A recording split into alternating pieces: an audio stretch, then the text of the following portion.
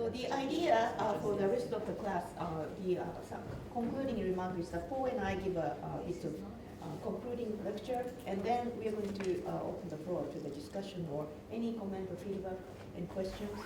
And maybe I should give assignments to those people who want to get the grade from this course. So we plan to finish it by 6 at the latest. So, this folds back to what we did yesterday and the day before, because it's about lost in translation. And what I'd like to do is just go through a half of the handout that's coming through to you. And some of you, Japanese people here, have heard this before, I think, for the most part. But I hope you don't mind going through the last part again, because it relates to some of what we've been talking about today and over the last couple of days. So I'm going to begin at number 10, because prior to that, I'm going through some responses to the film, including saying that when I first saw it, I didn't like it very much, because I thought it depended upon cheap jokes at the expense of the Japanese. But I've changed my view about it over time. And in number 10, we've just been talking about the whiskey advert and making the same kinds of points that Reem did, but including also the fact that at one point we see Bob from behind, and you notice that his jacket has got clips all down the back because it's to make it fit better. And of course in the advert you can't see that, but it does make you feel his whole life's like that, doesn't it? He's been clipped into a role and marketed as this film star and so on. And he's fed up with it all. But number 10, it's obvious that in this scene he's framed by the photographer. Framing comes into this a lot. And there are other scenes when Sophie Coppola seems to display her own technique in the way that painters sometimes display their own paint rather than just paint something. She seems to display her own technique. Several set piece shots, for example, when Bob seems framed sitting on the bed, in profile at the mirror, shaving, or in the bath, the scene we looked at yesterday. He's very clearly framed by that picture. At a deeper level, what needs to be seen is this. The advert involves the Japanese creation of an American image of sophistication and identity. Sorry. The mature, confident celebrity actor dressed in a dinner jacket, saving a glass of whiskey. This is an easily readable image, but its basis is not so much reality as a Western image of reality. It originates in American advertising and Hollywood images of sophistication. The question of what's natural or appropriate in this image is accentuated by the fact that the Japanese director, in broken English that's difficult to understand, is insistent and firm in his instructions to the American actor. It's as if he knows better than Bob how a sophisticated American actor would behave. The image supersedes the reality. Now, a Western way of reading this might go something like this. There's a reality to American life, and this is falsified in the images constructed by the American advertising industry. American advertising practices and images are then imported into Japan and copied. Santa is not bourbon, but a Japanese product. Yet the adverts to be made using an American actor and the Japanese construction of an American image. The advert, although it's being made in English, is presumably being made for the for the Japanese market. Hence, the image of identity that's produced is based not on an original identity, but on a constructed image, another constructed image. So that's the preamble now to the more philosophical part. Plato worried that art was dangerous because the images that it presented were copies of copies. Why is that? Well, we need to remember Plato's metaphysics here. The painting of a chair, Van Gogh's chair if you like, is a copy of a chair. But any chair we encounter in the world is a part of the fluctuating world of appearance and inferior to the more real world, the world of the true forms.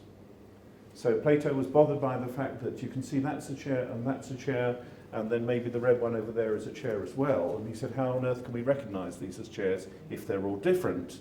And even if it was a stool or some other construction or a throne, you would still recognize it. Well, the idea is that we have a pure notion of a chair in our mind, an eidos, right? And that notion of the pure forms is what's driving this. Behind all actual chairs we encounter in all their variety, there is the ideal or pure form of the chair, in the light of which we're able unproblematically to recognise actual chairs. Now, like other aspects of Western thought, this reduces the values of the actual world in favour of the idealisation of a timeless, unchanging world. Such a thought has a powerful hold on the West, and in general, this is not found in the same way in the East, which is more attuned to time and change. Of course, these are large-scale, sweeping generalisations, but I hope the general point is clear and that my making it this way is tolerable. But I want to add a further thought to this. In criticising art for making copies of real things, Plato is also, in effect, criticising signs. For the sign, like the painting, is representative of the thing. It's not the thing itself. Ceci n'est pas une pipe, to take the examples given the other day. Once again, this lays away... Once again, this lays the way for a Western prejudice, which is that the reality is different from the sign, and the sign is superficial on the surface. The sign's on the surface, whereas the reality is underneath or within. Now, Roland Barthes, I think writing in the 1950s or early 60s, wrote of Japan as the empire of signs. And it's true that a foreign visitor to Shinjuku or Shibuya in Tokyo can initially be overwhelmed by the extent of the neon signs. But the hierarchy between what is superficial and what is underneath, or sometimes what's inside, can blind the Westerner to the importance of, for example, gesture and manners in Japanese life and cultural practices and art. So the meishi, the greetings cards, what are they called? Name cards that we see at the beginning of the film, that ritual of giving the name cards is presented in the film as just a rather quaint Japanese practice. There's a bit of a laugh at its expense. And the Westerner is very insensitive to it. Myself included, I always forget to take them with me. So that insensitivity is an insensitivity to the significance of gesture. That's what I'm trying to suggest. So I'm tempted by the thought that there might be a more positive, though gently stated, aspect to the film along the following lines. We certainly have examples of superficiality in the film, superficiality in the bad sense, noticeably with the young American female movie star. She's in the hotel for a press conference, and we see her behaving in an ostentatious and highly artificial way as she responds to questions and poses before the cameras. Later in the film, late at night, she's drunk and has taken the microphone and sings in the hotel bar. But there's a sense in which when Bob and Charlotte are out at the party with her friends, there's something liberating in the way that they allow themselves to enter into the play of signs, and this is epitomized by the karaoke. This constitutes something of a turning point in their relationship, but it's also, I'd like to suggest, a crucial stage in their respective forms of liberation from alienation. So we've seen Charlotte, her period of withdrawal, half undressed in her hotel room, and this might then figure as a necessary stage in her translation, as if like a bird, she had to lose her feathers in order to grow some new ones, or like a snake to shed her skin before she could take on before the new one could grow. And that's to borrow images from Thoreau.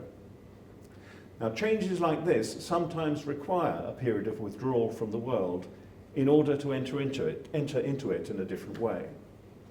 And perhaps we can see Bob's short stay in Tokyo, where he cocoons himself in alcohol and irritable withdrawal, also to be laying the way for a similar translation. I'm also interested, I didn't write these in the notes, but I'm interested by the scenes in the karaoke and with the cannabis and with the amusement arcade that they move through. And also there's a gun is fired at some stage. Something happens in the party, some sort of toy gun, and they run away. There's some sort of commotion. So running through those night streets, it's almost as though they've gone into a zany world, a strange world, almost like an underworld, which they're going to come out of slowly. Rather like in Greek myth, someone goes into an underworld and things are changed, or in Dante, for example. This strikes me the more times I see the film. But number 16, we should remember, of course, also that the film itself is inevitably composed of signs.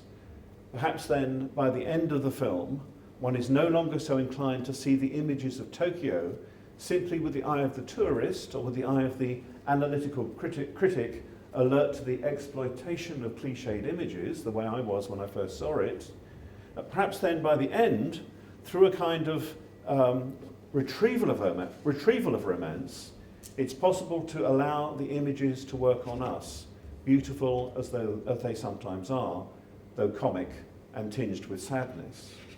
Perhaps we can enjoy the iconography not only of Tokyo streets, but also of a luxury hotel. The hotel is, after all, one of Sophie Coppola's favourite places in Japan, and she's called the film her Valentine to Tokyo. This is to see the film then as bringing about a kind of education, both for those isolated central characters, but also by extension for us as we view the film. This might just be an education out of metaphysical prejudices that have blinded us to the world and blocked our possible attunement to the inevitability and potential beauty of signs, of which the urban landscape of Tokyo is a powerful emblem. But I speak as a Westerner, and maybe there are some problems of translation here too. Can there be such a reading of this film in this way in Japan? Or are we again reminded of the impossibility of any unified reading, of the inevitable, linguistically conditioned divergence in response to the film, divergence in experience of the film, of which we talked before? There is a retrieval of romance in the film in that the sourness of the morning scene, the two champagne glasses in Bob's room and then Charlotte's knock at the door, gives way to something else. Champagne is the singer's signature drink, the first word she says as she sits down in the bar next to Bob, and champagne bubbles over. If this defeats romance, something is subsequently retrieved. Bob and Charlotte hug and kiss briefly in the street, but then they part without consummation, without a sentimental fulfillment, the closing of the circle. The characters are then, in the end, broken open towards something new, which is what, when thoughts pass between languages in translation, must always take place. And I want to link that with what I said yesterday about the wedding in Kyoto, which I suggested to you was not her dreaming of her ideal guy, but on the other hand, Charlotte's becoming remarried to the world. She can connect with the world again, she can walk across the stepping stones, she can go on into her life. So the film depicts many examples of transformation. Travel to a foreign country with jet lag, the Shinkansen, that's a very powerful experience of being transformed as you see this fantastic landscape going past, the bullet train, especially with our attentions drawn to Fuji.